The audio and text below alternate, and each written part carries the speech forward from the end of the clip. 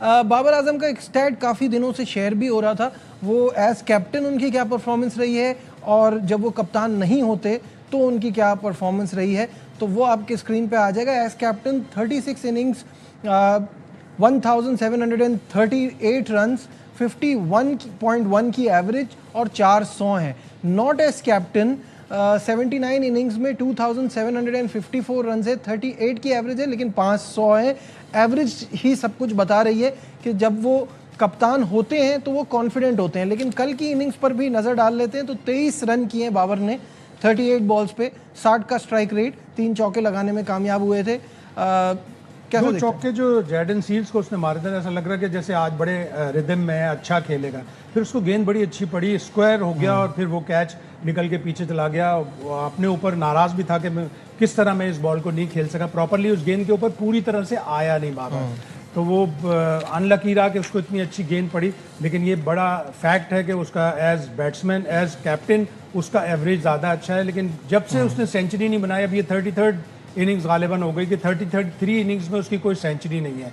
Career average 50+ था, वो drop होके जब से सेंचुरी नहीं बनाई 34 का एवरेज है। तो 34 का एवरेज अगर पिछले 2-2.5 साल में जब से सेंचुरी नहीं बनाई उसकी वजह से एवरेज 40s में आ गया, अदरवाइज उसका 50s में था। और कैप्टनसी की रिस्पॉन्सिबिलिटी है। अब तक 2 दिन के टेस्ट मैच में सब ने उसकी कप्तानी की तारीफ की है, बेहतर है, उसने बोल्ड लिया, उसने कप्तानी में बॉलिंग चेंजेस अच्छी की, अपने स्पिनर का इस्तेमाल इतना अच्छा नहीं किया या अपने स्पिनर को बताया नहीं कि जाके के किस तरह से बॉलिंग करनी है। अदरवाइज बाबर की कप्तानी में निखार आया है और फिर जाहिर है अगर उसने आगे मजीद कप्तानी करनी है तो इस निखार को भी लाना है और पाकिस्तान को मैच भी जीतना और खुद भी अच्छा करना है ना, ये भी बड़ा इंपॉर्टेंट है क्योंकि बैकबोन इस टीम की बैटिंग की वो उनको ही होना चाहिए। Moving on, Pakistani middle order बल्लेबाज जैसे अभी शाहिद साहब ने बताया, सऊद शकील ज्वाइन करेंगे पाकिस्तान टीम को, वो रवाना हो गए हैं।